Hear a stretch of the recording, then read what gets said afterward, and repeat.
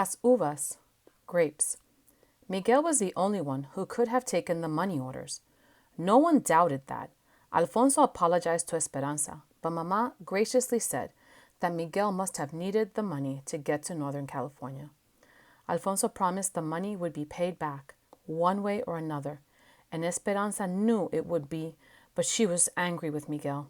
How dare he go into her valet's and take what was not his, and after all her hard work? Mama seemed to get a little stronger every day, although she still took many naps.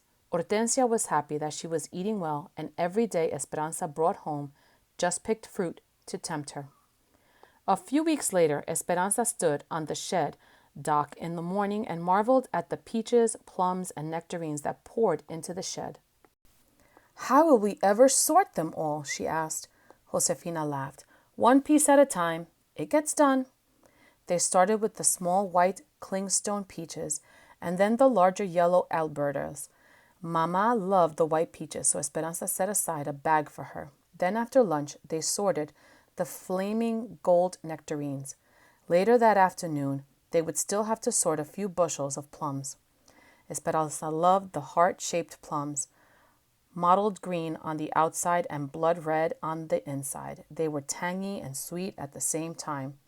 She stood in the midsummer sun during her lunch break and ate one, bent over so the juice wouldn't run down her chin. Josefina called to her. "Mira," she said. "Look, there's Alfonso. What is he doing here?"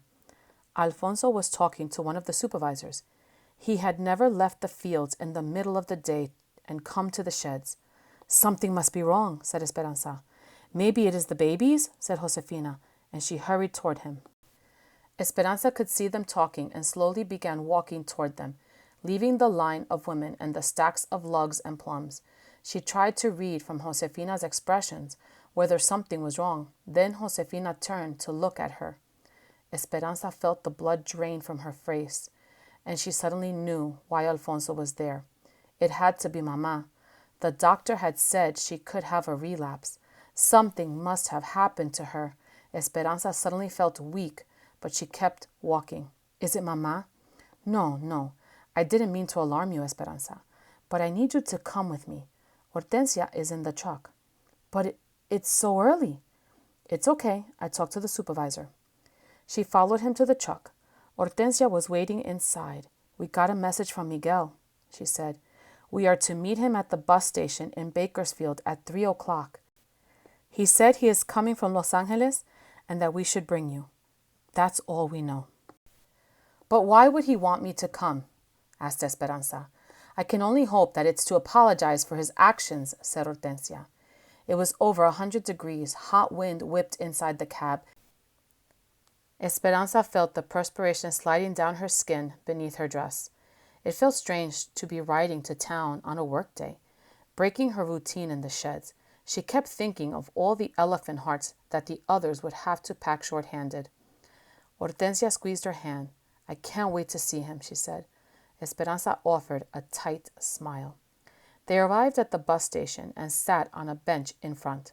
The clerks all spoke to one another in English, their hard, sharp words meaning nothing to Esperanza. It always startled her when she heard English, and she hated not knowing what people were saying. Someday she would learn it. She strained to hear each announcement that was made, finally hearing the words she was waiting for. Los Angeles. A silver bus turned the corner and pulled into the bay in front of the station. Esperanza searched through the passengers seated on the bus, but couldn't see Miguel. She and Hortensia and Alfonso stood up and watched everyone get off. And then, finally, there was Miguel standing in the doorway of the bus. He looked tired and rumpled, but when he saw his parents, he jumped from the steps, grabbing his mother and hugging her. Then his father, clapping him on the back. He looked at Esperanza and smiled. "I have brought you proof that things will get better," he said. She looked at him, trying to be angry. She didn't want him to think she was glad to see him. "Did you bring back what you have stolen?" "No, but I brought you something better." Then he turned to help the last passenger from the bus, a small, older woman, trying to get down the steep steps, the sun reflecting off the shiny bus. glinted in Esperanza's eyes. She shaded them with her hand, trying to imagine what Miguel was talking about. For a moment, she saw un fantasma, a ghost of Abuelita walking toward her, with one arm reaching out to her and the other pressing on a wooden cane. Esperanza, said the ghost. She heard Hortensia suck in her breath. Suddenly, Esperanza knew that her eyes were not deceiving her. Her throat tightened, and she felt as if she couldn't move. Abuelita came closer. She was small and wrinkled, with wisps of white hair falling out of her bun at the back of her head. Her clothes looked muscled from travel, but she had her same white lace handkerchief tucked into the sleeve of her dress, and her eyes brimmed with tears. Esperanza tried to say her name, but couldn't. Her throat was cramping from her emotions. She could only reach out for her grandmother and bury her head in the familiar smell of face powder, garlic, and peppermint. Abuelita, abuelita, she cried. Aquí estoy. I'm here, mi nieta. How I have missed you. Esperanza rocked her back and forth, daring to believe that it was true, looking at her through tears to make sure she was not dreaming, and laughing finally, laughing and smiling and holding her hands. Then Hortensia and Alfonso took their turns. Esperanza looked at Miguel. How? She asked. I needed to have something to do while I waited for work, so I went for her. After they pulled into camp, they escorted Abuelita into their cabin, where they found Josefina, Juan, and the babies waiting. Josefina, where's Mama?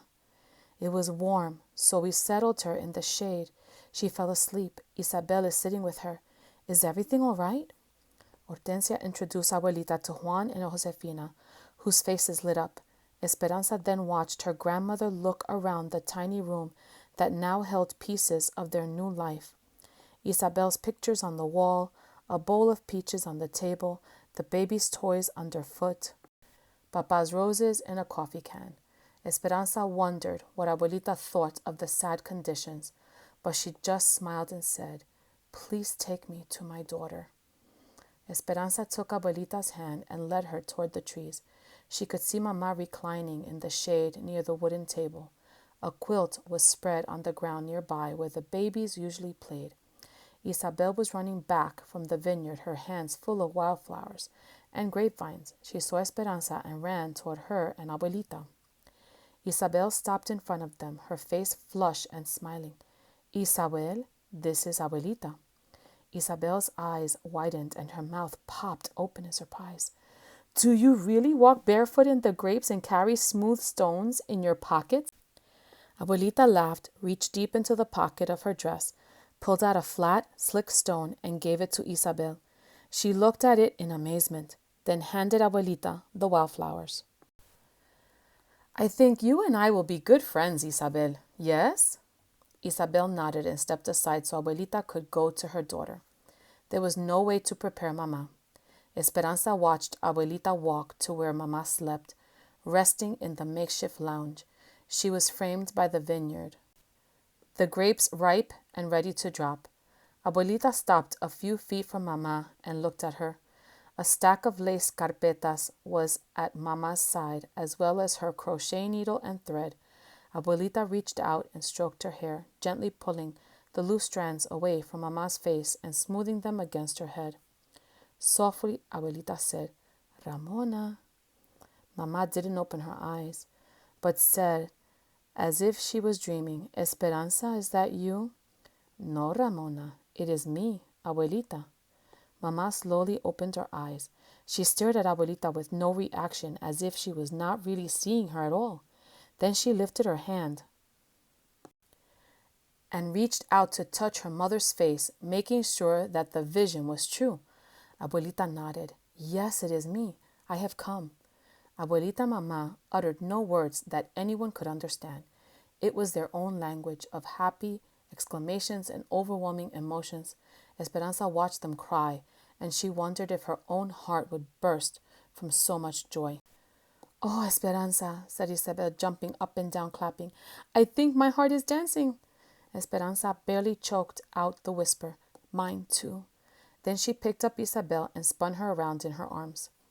Mama would not let go of Abuelita. She scooted over and made Abuelita sit next to her and held on to her arms as if she might disappear.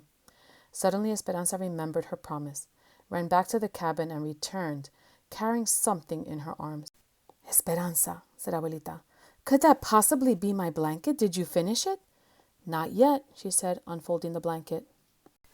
Mama held one end and Esperanza pulled the other end. It reached from the chinaberry tree to the mulberry. It could have covered 3 beds. They all laughed. The yarn was still connected, waiting for the last row to be finished. They all gathered on the quilt and at the table. Esperanza sat down and pulled the massive blanket next to her, took the needle, and began crocheting the final stitches. When Mama could finally speak, she looked at Abuelita and said the same thing Esperanza had asked. "How did you get here?" "Miguel," said Abuelita. "He came for me. Luis and Marco have been impossible. If I went to the market, one of their spies would follow me. I think they thought you were still in the area and would eventually come back for me." 10 stitches up to the top of the mountain. Esperanza listened to Abuelita tell Mama about how infuriated Tío Luis had been when he found out they were gone. He'd become obsessed with finding them and questioned all of their neighbors, including Señor Rodriguez. They had even come to the convent to question her sisters, but no one told him anything. Add 1 stitch. A few months after they left, she'd had a premonition that something was wrong with Mama. The feeling would not let go of her, so she lit candles every day for months and prayed for their safety. 9 stitches down to the bottom of the valley. Then one day, when she had almost given up hope, she found an injured bird in the garden that she did not think would fly again. But the next morning, when she approached it, the bird lifted into the sky. She knew it was a sign that whatever had been wrong was better. Skip 1 stitch. Then one of the nuns brought her a note that someone had left in the poor box addressed to her. It had been from Miguel. He suspected that Abuelita was being watched, so he delivered his notes after dark, telling her of his plan. 10 stitches up to the top of the mountain. Miguel and Señor Rodriguez came in the middle of the night and took her to the train station. It was all very exciting, and Miguel didn't leave her side once during the entire trip. He brought her all the way here. Add 1 stitch. He said that Ramona and Esperanza needed her. He was right, said Mama, her eyes teary again, gratefully looking at Miguel. Mountains and valleys, so many of them, thought Esperanza. When a strand of her hair fell into her lap, she picked it up and wove it into the blanket, so that all of the happiness and emotion she felt at this moment would go with it forever. When Esperanza told Abuelita their story, about all that had happened to them, she didn't measure time by the usual seasons. Instead, she told it as a field worker in spans of fruit and vegetables, and by what needed to be done to the land. They had arrived in the valley at the end of grapes, Thompson seedless, red Malagas, and the blue-black ribiers. Mama breathed in the dust at the end of the grapes, and that's when she got sick. Then it had been time to prune the grapes and get ready for potatoes. Working potatoes was the heart of the winter and the cold that dampened the bones, and during potato eyes, Mama had gone to the hospital. There had been no months with names, only the time of tying canes amidst the ghosts of grapes and gray days that never warmed. But afterward came the anticipation of spring and a valley pregnant with needs, graceful asparagus, ripening vineyards, and groaning trees. Then early peaches called, crickets in the fields started their nightly symphonies, and Mama came home. Abuelita arrived doing plums, and now the grapes were delivering another harvest, and Esperanza was turning another year. A few days before her birthday, Esperanza begged Miguel to drive her to the foothills before sunrise.